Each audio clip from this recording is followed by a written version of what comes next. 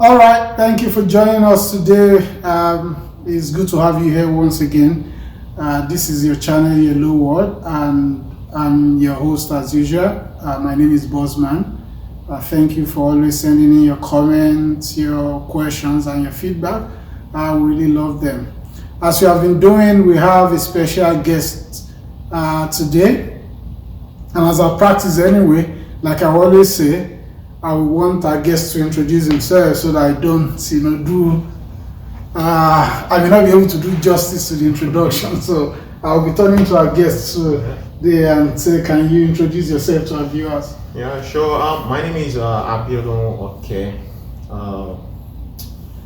I will say that I am a supply chain management consultant. I've been in supply chain for about 14 years now. I trained as a mechanical engineer. That's at the University of Ilorin, Kwara State, Nigeria. After graduating, I was searching for a job for almost 2 years, and I got lucky. I happened to get a job that is called contract officer. No clue, I had no clue about it. I just know that it's an administrative role. But then that got me on this journey, and it has been interesting ever since then. On the family side, I have 3 kids. I have 2 girls and 1 boy. My wife and I have been married since 2010 now. We immigrated to Canada, I believe it's the same year, 2010, and yeah, the journey has been interesting, it's been challenging, and it's just so interesting to see how things has evolved even in Canada generally since we've been here. And that's my person. I will say I like philosophy. I'm somebody which you would call an introvert. That's part of my journey. But so far, I think I've come a long way to be somebody who is more outspoken. And overall, I'm somebody who is down to earth. I hope I earned it. A lot of people are hearing that, and I hope I'll be down to earth. I am somebody who is retrospective. I think a lot. I'm always in my head. That's what introverts do. If you don't know what introverts are, so it's my comfort zone. Like just be in my head and just think. So that's me. I hope I helped a lot to learn you to learn who I am. Okay. That's quite interesting, and he has said quite a bit about himself. But I would say, there are people in different fields, that you will have come across their names when you come to Winnipeg or Manitoba, and I mean supply chain management, is one of them. I did a diploma in supply chain management as well. I know that there's no way you talk with 2 or 3 people that they won't mention his name. So it's good to have him here today. Thank you for coming. Well, my next question, I think you've spoken about it a bit, but I will still ask you, how has it been since, you said you've been in Canada for about almost 10 years. Almost 10 years. How has it been? Yeah, so Canada is an interesting place. The way I like to think about, locations generally is, each location kind of have their own opportunities, that's just life. They also have their own downsides. So we came to Canada in 2010, of course, looking forward to an opportunity to come to a place where they call it greener pastures, where, you come to a place where everything is like it's heaven, but you come here and then the reality sets in. Canada is a place that places a lot of barrier, in front of you as an immigrant. I'm sure I've heard a lot already about this type of situations. You come in with your career experience not being recognized, and you are like start from the scratch. So there is a challenging part of it. And then there's also the side of it where you have a thought like, if you were in Nigeria, maybe you probably would have experienced something different than what we have here. Like, think about 24 hours life. electricity. That is not the reality. Sorry about that. That is not the reality. I presume, in Nigeria. As of this moment, I don't know. Maybe they have 24 hours light. I've been away for a long time, people. So forgive me if I've said that wrong. So those are some of the benefits like you get here in Canada. And talking about how has it been, I would say it has been great, for me and my family. I didn't have any family when we come here except me and my wife, and now we have 3 kids, and they're healthy. They're great kids. The oldest is 7, and we see a situation where we when you say somebody is a Canadian, now because this person wasn't born in Nigeria, and their way is sort of different from your own way in a way. So which is good for the most part, but overall, I would say Canada has been great. It's been a lot of opportunities, but at the same time, life happens. There's also that side of life that always happens to you, wherever location that you might be. As I've explained earlier about all those challenges you have to overcome. First of all, when you come newly to Canada. Yeah. Okay, that's quite interesting. So I will ask this particular question. Can you tell us a bit of your success stories here in Canada? Success stories.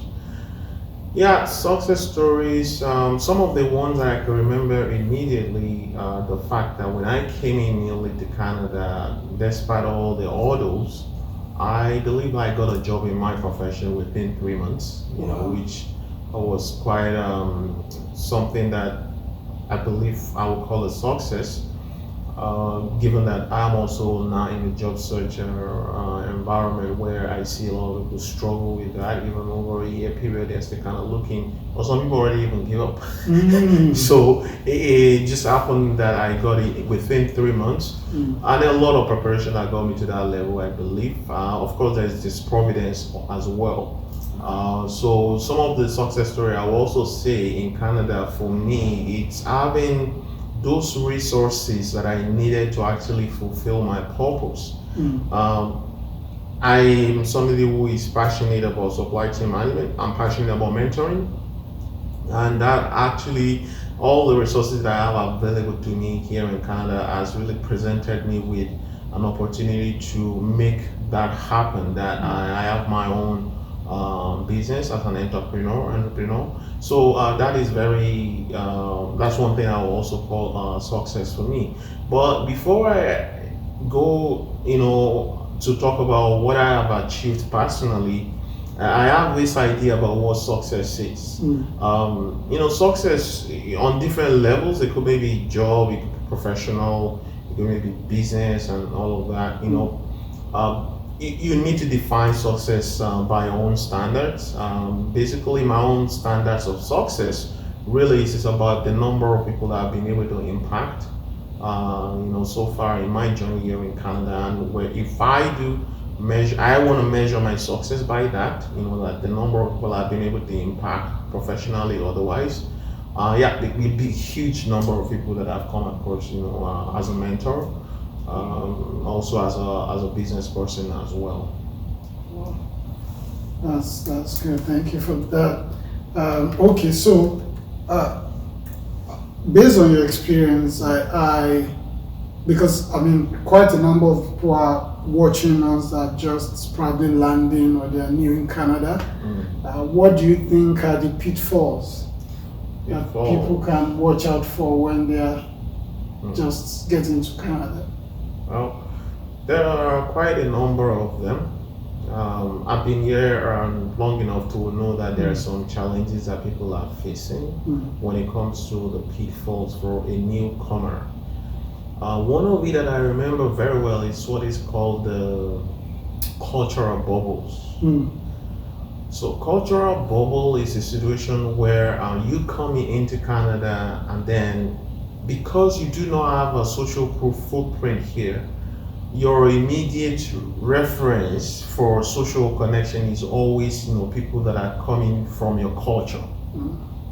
So a lot of people get trapped in that, whereby those people that are from their culture probably will be telling them this is how they've been surviving in Canada, and they tend to draw them in so that they don't know that there are other opportunities.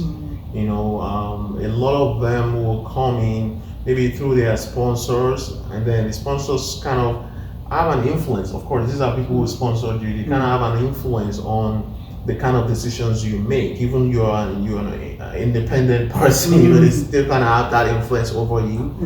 A lot of people fall into that trap. What happens is then that they tend to do things that does not help them to progress, because they're basically doing what other people are telling them to do. You know, so it's one huge one that I've seen a lot of people fall into.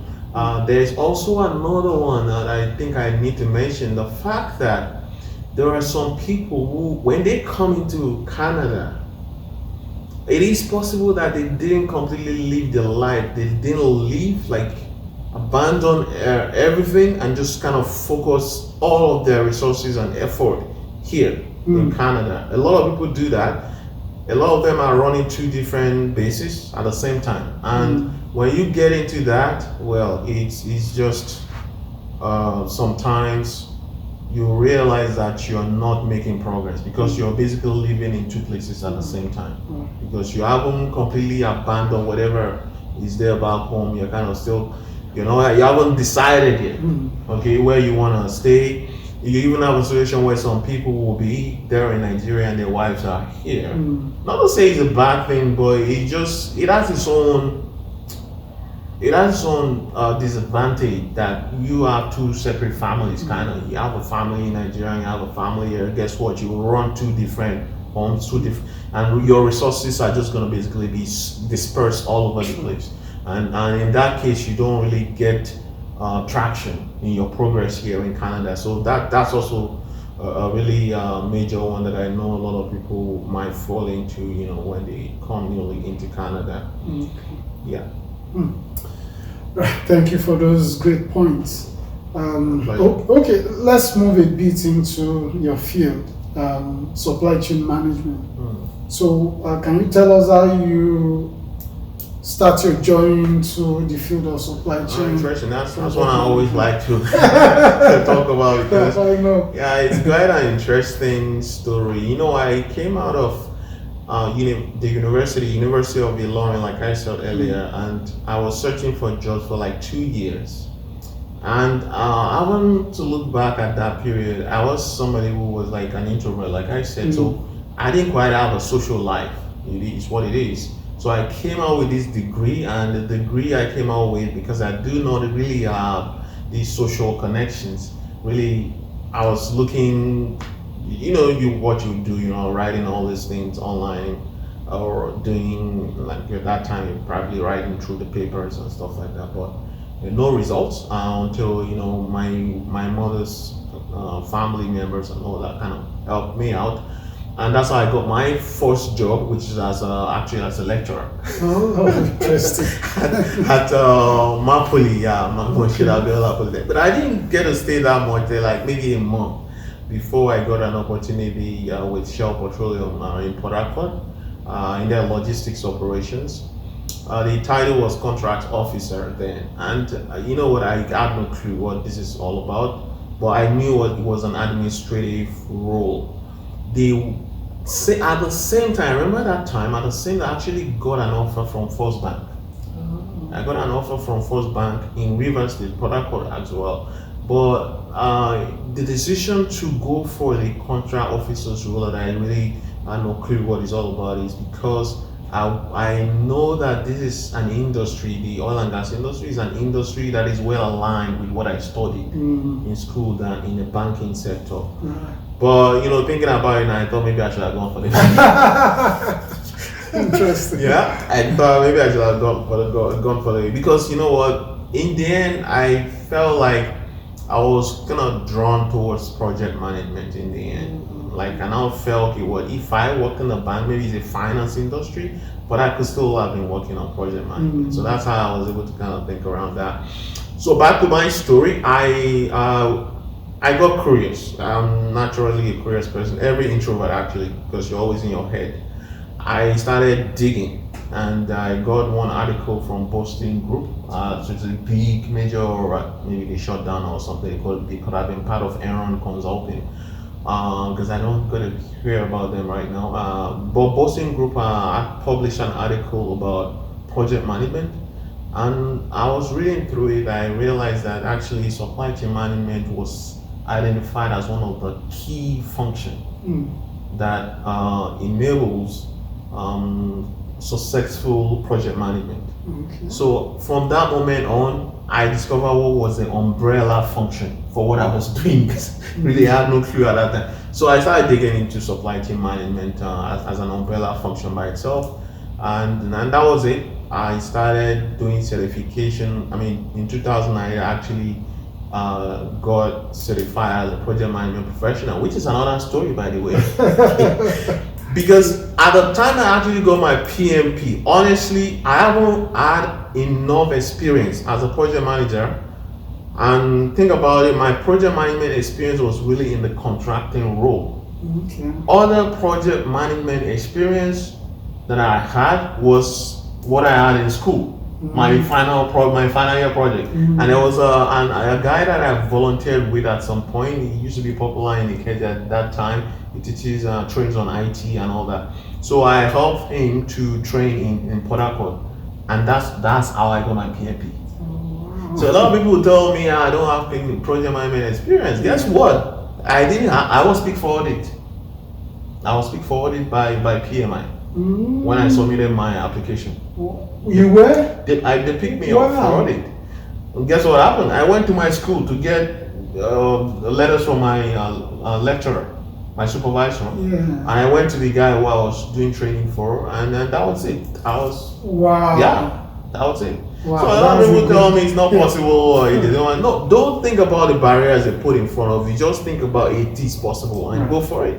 You know, if it never happens, then learn something from it. That's always been my own philosophy about these things, you know. Never say never. Wow. In 2008, I got my PMP, and I followed up with the member of the Standard Institute of Purchasing and Supply, which is a UK-based certification. That was 2010, I believe. And then followed up by the supply chain management professional. That was a Canadian one, 2010. So you see, the same year that I finished my MCIPS, we call it MCIP sometimes, that was the same year I got the Canadian one. So I got lucky in the sense that I finished my MCIPs, and at that time they had an equivalency program going on. So if you had MCIP, you could get SCMP without doing anything whatsoever. Just get your certificate. As long as you can produce the transcript. And that's what happened. Within 2 months, I got my supply chain management professional in Canada. Wow. Yeah. Wow. So it's been interesting. Overall, what I learned is be prepared. That's just what I would say. Don't say, oh, I'll do it when, because I could, who knows, maybe I wouldn't have finished my M6 at 2010, and then, you know, I could have come here and then start from the scratch like every other person. So yeah, that's what I learned from here, from that time, that you just continue pushing. You never know when that thing you're doing will be the major advantage for you. Yeah. Wow, that's quite interesting, and I like what you said about the project management, the process and everything, you know, because I've heard that a lot. And I remember when I did mine as well, it wasn't as if I worked with the title of project manager, but I've done a lot of things that surround projects, you know, and that's what I initiatives, all initiatives are projects. Yeah, wow. Yeah, all initiatives are projects. That's a good point. Now, for newcomers, and I'm also asking this question because of late I see that people come in and it seems that there's a particular direction that everybody looks at now, even though some people have diverse experience and some can even be related to supply chain management, but there's nobody telling them. And I know that's what you do now. So how can newcomers, you know, get into the field of supply chain management? Is there a huge barrier, you know? No, so the one interesting thing about supply chain management is the industry itself. You know, we just have this big technical name to describe that function. It's everything that is being done in the industry. That's supply chain management. So that automatically means that in one way or the other, in one shape or the other, your experience or your skills is transferable. That's the interesting thing about supply chain management. It's a cross-functional profession. So you would see that a lot of people that are even practicing that profession today, a lot of them didn't have anything to even do with supply chain management when they had their degrees. A lot of them are maybe science students, they are science graduates, a lot of engineering graduates in supply chain management, and that's actually a very new trend. Maybe started late, some few years after I started work in supply chain. A lot of engineers now in supply chain because of the industry connection to it. Okay. Yeah. So when people say supply chain, I lose. Okay, what is that thing they're talking about? It's just the industry. You know. So that's why you see a lot of engineers are in need, because a lot of them, when they finish school and they start working in the industry, maybe some people don't like them, they just throw them supply chain. and that's how some of them ended up in supply chain. And before we know what is going on here now, supply chain has now become a blend of technology, IT, you know, just mentioning everything that is in the industry is really what supply chain is. What does that mean for people who are trying to make inroad into supply chain management? It means that in one shape or the other, you actually have some experience that ties into supply chain. Either you're working on some initiatives, whatever career you have, and you had a need to collaborate with some other parties, like third parties, or you had a need to buy some stuff, you know, issuing purchase order, create requisitions and stuff like that, even though it's manual or whatever it is. Basically, business admin people, you know, some of the things they are doing are all connected to supply chain management, because that's the industry for you.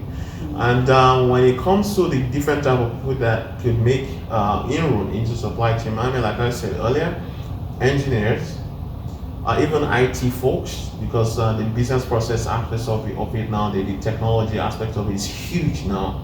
You know, talking about analytics, data analytics, talking about machine learning and all of that. That is huge in supply chain right now. Also, folks who have something to do with economics, because really it's about supply and demand. And if you have that foundation, then you have something to do with supply chain. People who probably have like an MBA. If you have an MBA, it's basically you're doing something that relates to, or you study something that relates to how the industry operates. So people go to the industry nowadays to actually then major in supply chain management. You know, like they do an MBA program, major in supply chain management, or in finance. Or finance also is a huge one too. Like if you have a background in finance, well, guess what? Supply chain, the bedrock of every business is finance. So automatically you have some skill set that relates to what they do in supply chain, and you could make an easy inroad. Actually, a lot of people who are on supply chain management are actually finance folks as well, because they have something to do with it. Like the finance aspects of it, they have to pay, accounts payable, which is basically paying the suppliers and all that stuff. Even the reporting aspect of it, the cost savings, all those reporting aspects, management reporting, which is basically the finance, butter and bread, right? So that's why they also play a major role in supply chain management. Yeah, I hope I covered all the bases, but you can fill in the gaps. Yeah, exactly. You did a lot of information there. Thank you so much. Okay, so we'll go for a short break. And when we come back, we'll continue on this discussion. It's been very interesting, and our guest has been, giving us a lot of information. So don't change your dial at this point. Just stay with us. We'll be right back. Thank you.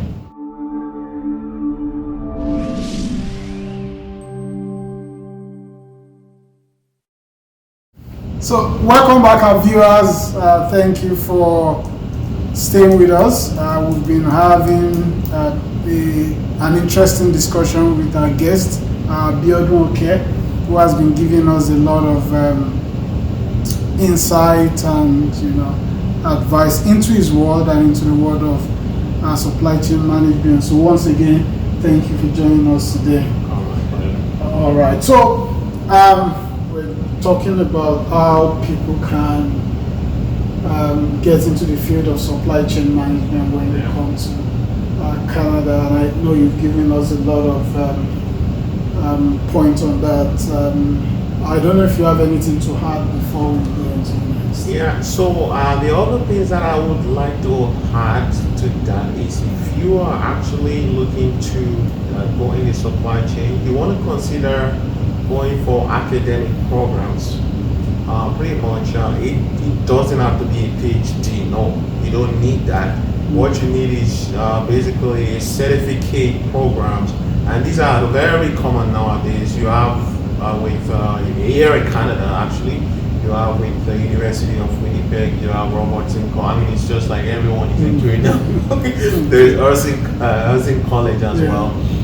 In Nigeria, I do know that there are some like some kind of privately arranged academies in Nigeria where you can enroll for search, to just kind of give you a background knowledge into what supply chain management is.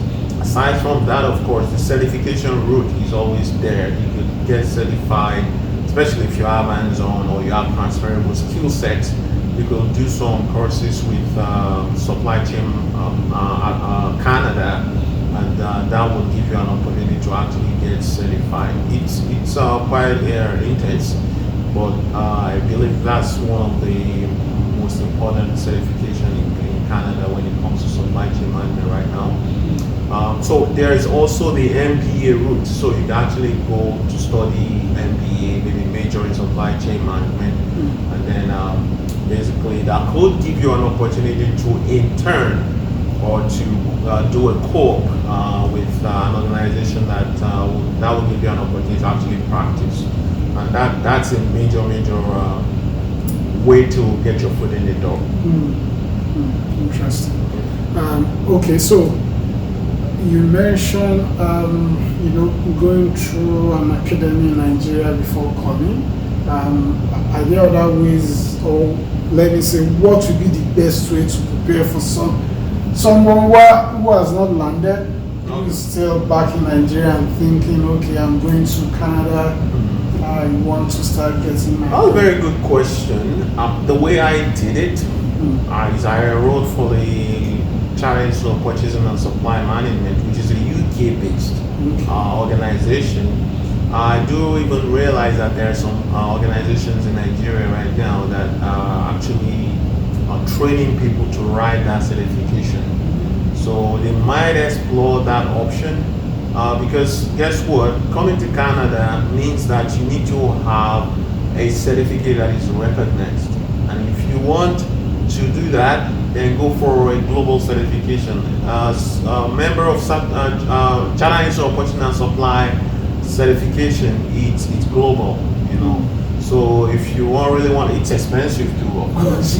But what I tell people is that if you do that, it will save you tears, blood, literally. Because to get SCMP here, I was asking one of my colleagues the other day, like, how much does it take to get an SCMP? He said $28,000, and you cannot do it in a year. M6, which I did before I landed here, 2010, I had to do 15 modules, so it's also intense. But it's something you can do, you can spread it over 3 years. Of course, you have to pay for each of the courses as you move along. Like there are 3 different stages. So I will encourage that for somebody who is looking to get a global certification. It's a major advantage in Canada to have a global certification. It's one of the challenges we face here. Is our qualifications are not recognized. No matter how great you were, like if you're first class or whatever, if it's not a global certification, you still face the same hurdle as the other guys, who probably got a pass or something. So you want to make sure that you get that global certification. There's also ISM, the Institute of Supply Management, which is a United States-based organization. Yeah, some of my colleagues who have taken that route too also told me it's not really as intense as the Supply Chain Canada one. Also, I would also like to mention the EPICS one. They call it ASCM now. So EPIC started out as a certification for people who are in manufacturing, but it's actually supply chain management. So it's become a global certification now. They have just 3 modules. That's the easiest you can do, to actually get a global certification, and that really helps when you land here, to practice supply chain management. I'll just look for that. That is one that my colleagues have been telling me it's just easy peasy for them, and it's possible online, so it doesn't have to be present physically, in the United States. You can do it right from Nigeria. Interesting.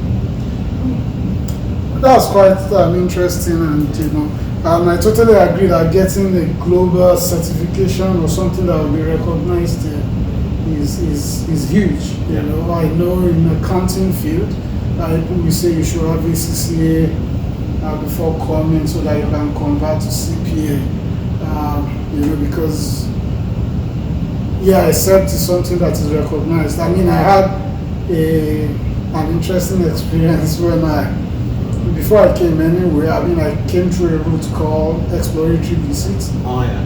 Yeah, which means I came for an interview with Manitoba government in 2013, I think. Then I was doing my MBA in Italy. Oh yeah.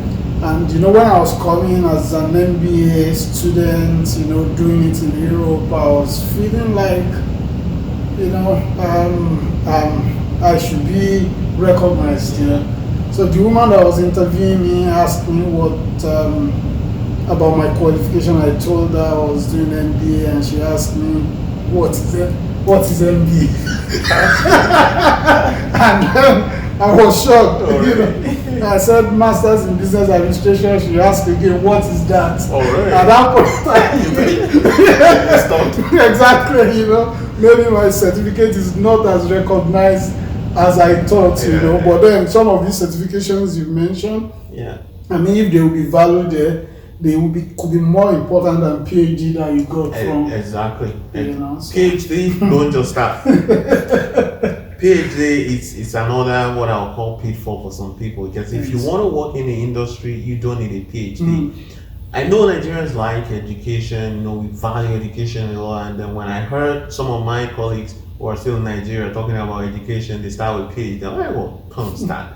You just need a certificate in that field. You don't need a PhD. Nobody cares about the PhD. In fact, it becomes a stumbling block for some people, because if you have a PhD, then you should be in education, not in the industry. No, I'm not saying there are not people working in the industry with PhD. There are, maybe in research and development, right? So it's a different ballgame. So if you want to work in supply chain, just follow some of those hints that are provided, especially those certifications that won't really cost you so much, to get certified in it. Okay. Wow, good one. Okay, so let me go to this question, and it will be in 2 phases, but I'll combine them. Okay.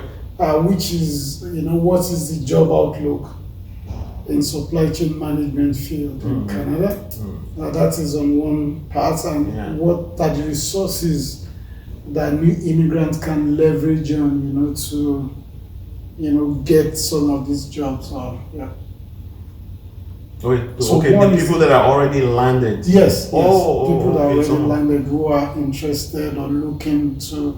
Okay. So when you say resources from the government? No. Well, just generally. So, okay. It could be resources from the government. It could be platforms. So the first question was about the outlook. The outlook. Okay, the outlook. Yeah, well, supply chain management actually has a lot of opportunities. Definitely. I mean, just go on LinkedIn, type supply chain jobs, and they're all over the place. There are jobs coming out like every day, new jobs coming out every day. The challenge has been that do you have a Canadian work experience, right? So that's the one major issue. But in terms of the outlook is huge. Like even supply chain is a profession that is always like, how do I say now, evolving, because it is just recently that a lot of people realized what we have been talking about a long time. Like, the metaphor I use is that supply chain is like the oxygen of the industry. Just look at what happened now with the COVID-19, and then everybody is struggling for masks, for ventilators, and just because the supply chain got broken due to the challenges with China, and then this is the place where everybody is depending on for their supplies. We just mentioned that industry. It just happened that this time it has to do with health, but every other critical industry relies on supply, and that's why I call it the oxygen of the industry. I've been saying that for like maybe the last 10 years now, and look at in 2020, literally the industry depended on supply chain for oxygen, like ventilators, So it just happened to me like this thing I've been saying it for years. Like it just happened, right? Like in 2020. But the thing with what is now going on in the industry is the leaders in the industry have realized that supply chain is critical. And there's no longer any question about it now with the COVID-19 situation. Even presidents are getting involved, like flying planes to China to go and get masks and all that. So there's no question. So every industry leader now have realized that the supply chain importance is huge for the success. We've been saying it for a long time. That is the competitive advantage, that every organization has. It's in the supply chain. I've forgotten what they use. That the competition now is about supply chain.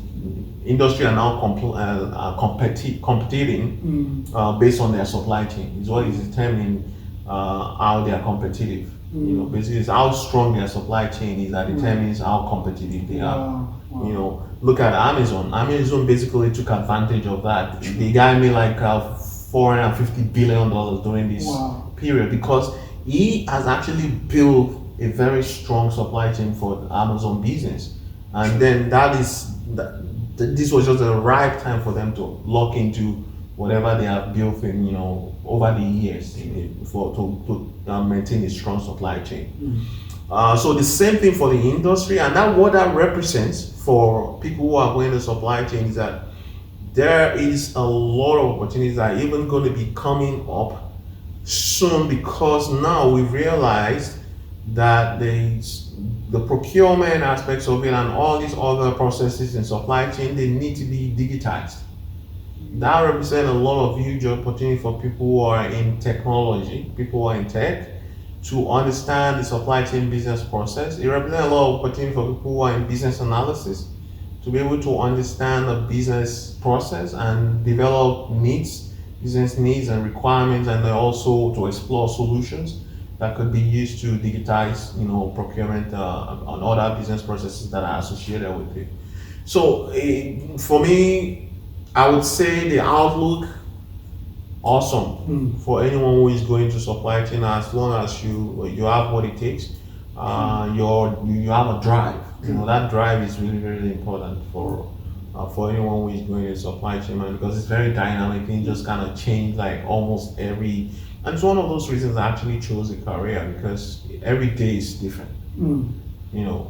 That's not just about the downside is the pressure. When it gets down to it, you have to deliver. So it's a lot of pressure for the most part, especially if we have situations like this COVID-19 now. Yeah. So that's the downside of supply. Sometimes I think about it, like my colleagues just shake my head like these guys are gonna be all under intense pressure. Yeah. So, but overall, it's a very great career. The other thing though, with the resources, there are a lot of resources out there. Like I talked about the certification already. I mean, those resources are always there. If you are here in Canada already, there are resources through the Supply Chain Canada group. They provide training, they provide training, I know for that. They provide certifications that you could use to actually become certified. But of course, like I said, it's expensive. There's a networking aspect of it too.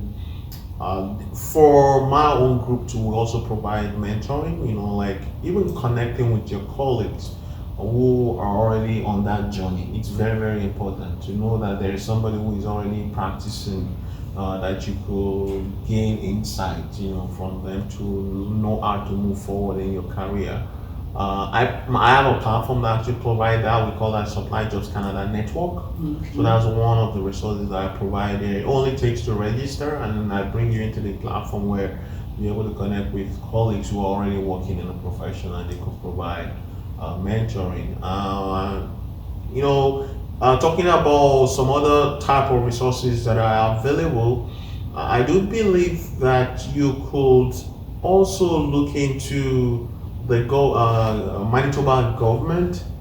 They have some type of leadership programs going on, like where they use that opportunity to mentor or intern people where they're able to get hands-on experience. The colleges, of course, the University of Winnipeg, even University of Manitoba has an MBA program going there where they have a major in supply chain management. I do have people that I mentored who are in that group as well. And they also have a mentoring program, the Asper Business School. They have kind of a mentoring program going on there. So I mentioned Supply Chain Canada already. Also, of course, you have the ASCN, which is the APICS group. They also have some programs going on in all the schools, where they're able to train and certify people in supply chain management. And then that reminds me, in the schools, you also have some kind of bridging programs going on in the schools. I think it's happening mostly in Toronto, the Ontario side of things, where Sheridan College, they have this bridging program where they're like a 4-week, 6-week program where you go through mentoring, and then you also learn some, maybe to basically gain some industry skills that will help you in supply chain management career, and then they issue you a certificate after that.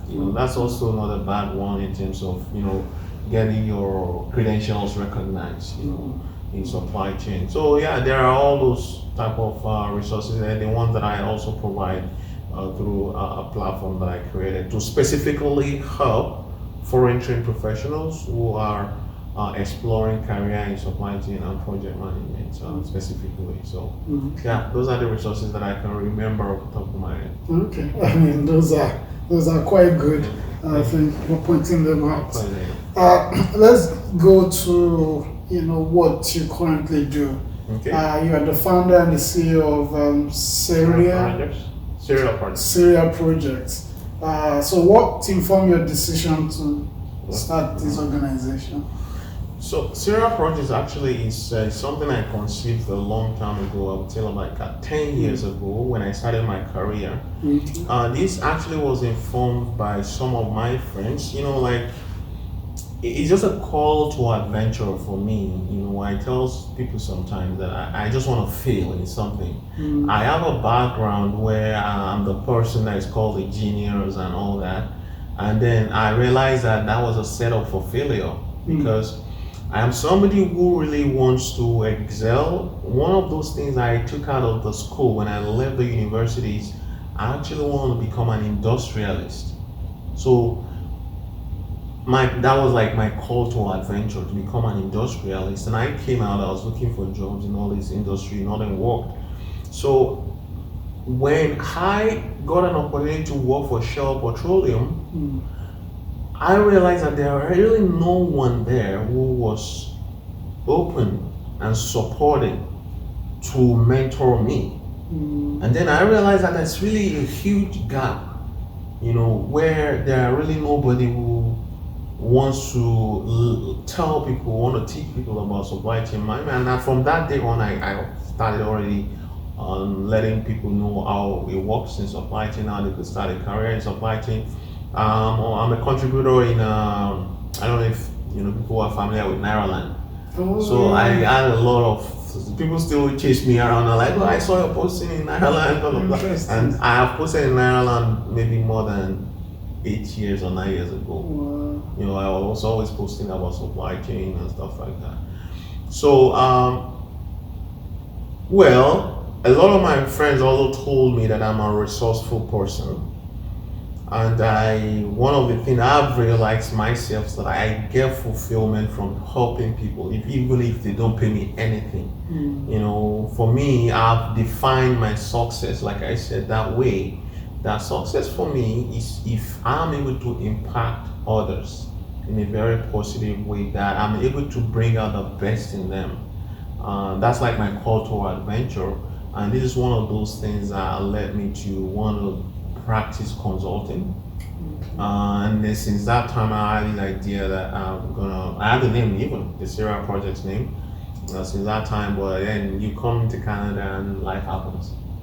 And you got to a point where I was really, I felt like I'm lost because I wasn't following my dreams.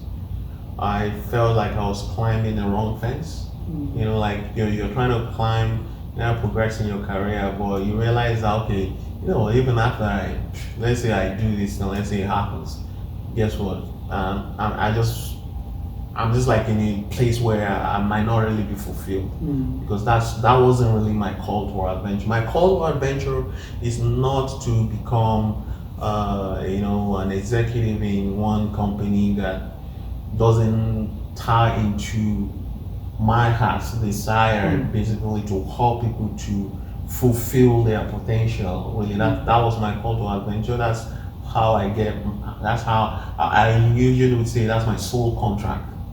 There's this concept they call soul contract. Basically, my soul contract is actually, which is why I'm here, is actually to help others. Wow. So it just boils down to that. That's the reason why I set up Cerial Projects. The other thing being, I just want to fail. Because I've been, throughout the way I was brought up, that I learned to do things where like I have to pass, like has to be in parallel, and that's how it was throughout my university and my secondary school. But I realized that it has set me up to fail, because entrepreneurship is not just about being excellent. Entrepreneurship is actually about failing and failing and failing until you figure it out. So because of the way that I went through academics, I thought that it's all about 10 over 10. But then it sort of jinxed me in a way, because if you're gonna go in entrepreneurship, you have to be ready to fail. That's just what they do in entrepreneurship. It's about failing every day, So if you are not ready for that, and if you're not being psychologically prepared for that, you're not ready for entrepreneurship. And this is the reason why you see a lot of people who failed in school, when we were in school, are actually the ones who are running companies today.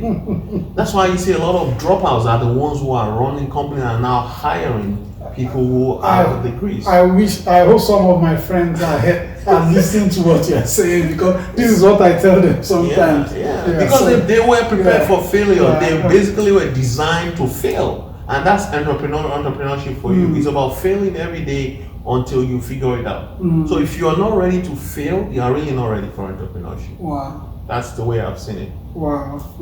No, that's quite huge. And I was writing it down, and my plan is that, and I will discuss that with you later, if you can do, I want us to do another episode on that word you said, I just want to fail. Okay. Because I believe is huge in itself. and his work can help our people, anybody watching, into launching themselves into what they want to do. Thank you. Thank you. All right. So, okay, for the next question, so that I wish we have a lot of time.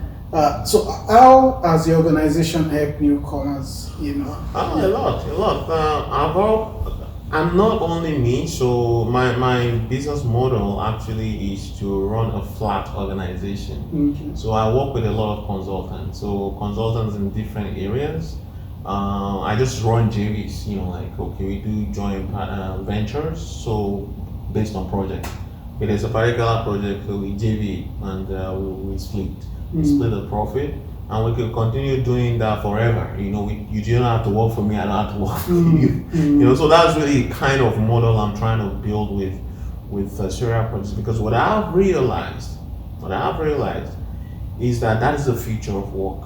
You see, COVID-19 is telling people that people can work from home. But what will happen now that they've realized that people can work from home? People can actually be independent now. They can work from their home, deliver, and just get paid without showing up in any office. That is the next evolution of work. And this is where it is leading us. It's leading up to a place where you don't have to carry an ID for a company, to deliver to that company, as independent. And this is really the future that I'm trying to build with Cerial Projects, that through my channel, my project, I can empower people, where they could become their best, without having to go and work for anybody. They could have that, because it ties into their own fulfillment as well. Wealth really is about discretionary time. And we need to have that, to have happiness. That's how you could go to a vacation. I know you go on vacation when you work for people, but just you don't need that. You really need to be able to do things at your own discretion, as an independent. So this is really some of the things that Cerial Projects is really trying to deliver. There's also another angle to it. The other angle to it is that you have a situation now where the world is a global village. And what that has presented is a situation where human resources are in flux. People can move to Australia, and then people can move to anywhere and combine that with technology. So it means that people could be in Nigeria as an entrepreneur and delivering services in Canada without any boundary. So those are some of the things that my company is trying to do, where you could be an expert here in Canada and your families are here in Canada and you're delivering services in Nigeria. You could do 6 months here in Canada and go to Nigeria to work 6 months during the cold period here, and then come back after that. So those are kind of the opportunities that I'm seeing, and the way that works on the big picture of it is that these countries that we're calling underdeveloped, the resources are there. It's just not being optimized such that those resources, which human resources right now, because really there is no country that is not blessed when it comes to human resources, and with the technology side of it, where data has now even become an asset, and everything we do, what we're doing right now is as data. So it has presented an opportunity that needs to be, tapped into, where cities in Nigeria, people could be here in Canada and be basically building assets through the provision of their resources, like their skills, their talents, and everything, to help in development of those countries. So when people say brain drain, brain drain, but it's only temporary, because really there is no boundary to us doing things in Nigeria if the proper infrastructure are in place, regardless of where those people are located. Look at the telehealth solutions, where people are sick in Africa, and then through the telehealth technology, you can actually diagnose and then be able to prescribe. That's the kind of thing I'm talking about. Those experts don't have to go to that location to figure things out. And it's gonna be like that for almost every other industry. I mean, COVID-19 has shown that already now, and people are convinced that indeed, yeah, it's possible. It's gonna be there's a lot of failing, but we're gonna learn to look at Zoom, for example. They've improved now. Like you need password to go in, you're putting some kind of lobby, and then the presenter has to admit you in. So if we didn't have those challenges, they couldn't have been able to, come up with those innovations, and that's what it is. The problems are always there, but if we can always figure out the solutions, it creates even other opportunities for us. So that's the way I see going forward, even with Cerial Projects. I'm working with different types of people, with different consultants. I work with people on communication, because that's one of the barriers that newcomers face here. I work with consultants even in the high tech. Currently, I'm working with a guy who is going to train on RPA, which is robotic process automation. I'm working with some folks who are who conduct certifications in different like PMP and all those things. So they that's their own core competence. It's not mine, but it doesn't mean that I could not tap into their resource, and that's what I'm saying. Regardless of the entity, the organization, I could always tap into those resources that they have available. They could tap into my own resources, and there is no boundary. The guys I'm talking about in the United States, and here I am in Canada, and then we're collaborating. So those opportunities they are always there. It's just about innovation, thinking creatively to really make these things happen, and it's a lot of huge opportunity. And what I tell people is positioning yourself going forward in this new emerging industry, we call it Industry 4.0. It means a lot of things. Basically, these are some of the things that will be emerging. The fact that the employee-employer thing is going to be fading out, and that will be the future of work. Wow, interesting. Wow, good points. Okay. Okay, I wish we have a lot of times. There are things I was hoping we'll be able to touch on. Okay. For time. Okay, let me ask this question as we are rounding up. Do you have any regrets coming to Canada? No regrets. I mean, even if I was in Nigeria, I probably would have had no regrets, because what I have seen is it's just about being open-minded. That's just the way I see things now. When I used to be in Nigeria, I would say, if I was in US or if I was in Canada, Nigeria has those infrastructural challenges, but despite a lot of people are doing great things in Nigeria. You won't believe some kind of things that people are doing. So it's about having that open mind to opportunities, regardless of what challenges you face in the end. That's where I see Canada. Canada has a lot of its own benefits, of course. I wouldn't lie, Canada, I mean, they were rated number one on wealth scale, right? Like globally. So I didn't rate them number one for no reason, of course. So on that note, I have no regret, But the one thing that always been on my mind is that whatever I'm able to work on to develop or as a business here, I really wanted to have impact even on Nigeria economy. So my business is always kind of driven towards to see how that will become a reality.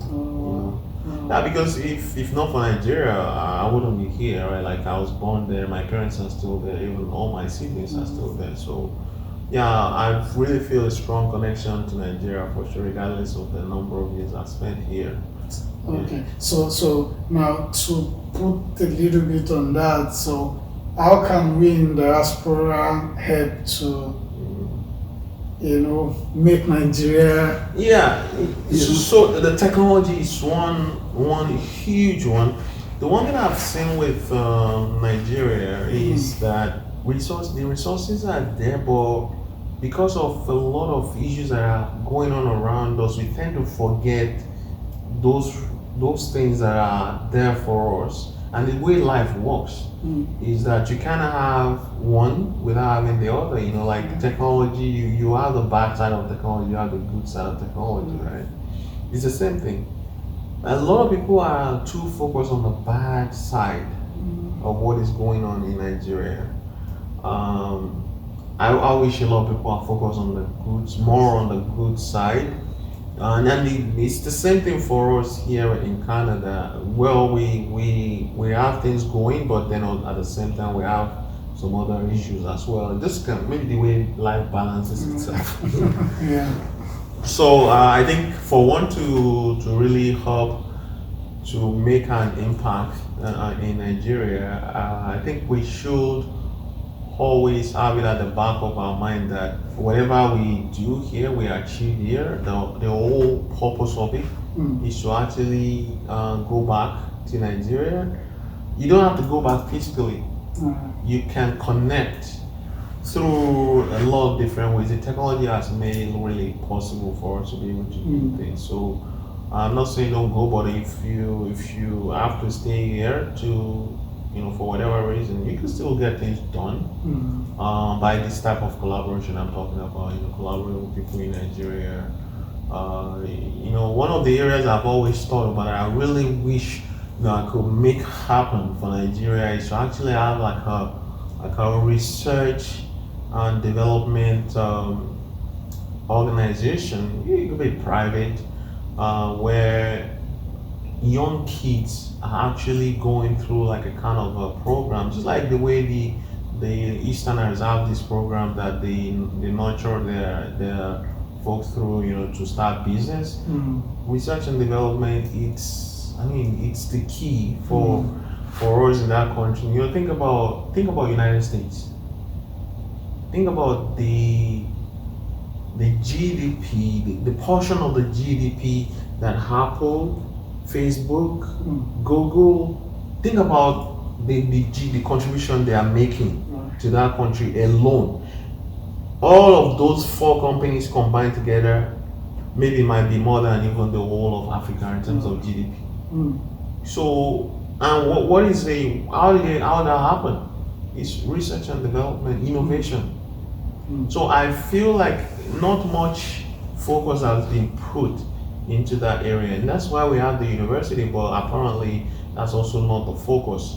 I don't know if for today maybe there's a particular university in Nigeria. It's possible that their main focus is really doing research and development. I actually work for the University of Manitoba, and a lot of the things I purchase are for the research and development program. I bought a lot of high tech for them, from the MRIs to some of the mass specs that they're using in chemistry, or so those are some of the things I was buying there. I bought some things also related to the industry.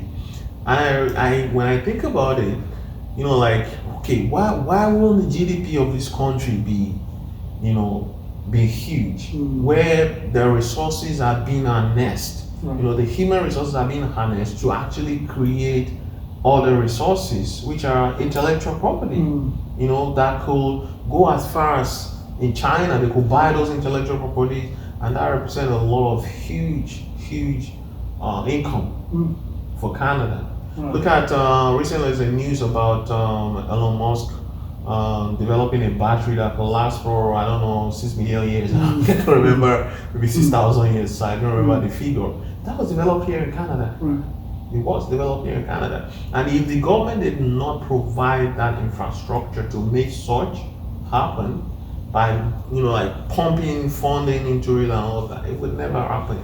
As far as the country Nigeria is concerned, I think for us as people who are here and we see all of these things happening, we see how this country actually creates its wealth. There's no doubt that if we really want to make impact, it will be through that particular area, just to research and development. Wow. Yeah. That's good. Thank you. Like I said, because of our time, we may have to round up now. My last question to you would be, if you have not really any question in particular, but if you have any last word for our viewers, Let me see if I think I thought about that. You might have something. Yeah, I actually have this quote that I think I could share. So the only way to do great work is to love what you do. If you haven't found it yet, keep looking. Don't settle. That's Steve Jobs. Wow. So that's what I'll look with you guys, because ultimately this is my decision to start Cerial Projects. Basically, is based on this quote. Hmm. Yeah. Thank you so much. You're welcome. That's a great word, and it speaks to even me as well. I've been discussing with quite a number of friends, and I said, sometimes you just have to keep looking till you find it, So thank you once again for being here My pleasure. today. I'm sure, when next we call on you, I'm always available available to all. All right, thank you. You're welcome. All right, thank you, our viewers. You can always throw in your questions if it's something related to what our guest talk about today. We can always reach out to him to get his opinion, get the questions back to you. I just want to tell you, to make use of some of the words, apply them, and you can always get the result that you desire. We'll finish it once again with the fact that I know it's been a very difficult time around the world at this moment. I'm sure that we'll get out of it very soon, and I can assure you that we'll be better for it. Thank you for watching. If you're watching for the first time, please subscribe to the channel, turn on the notification button so that you can always get information on our video. Thank you once again for watching, and have a great time. Bye.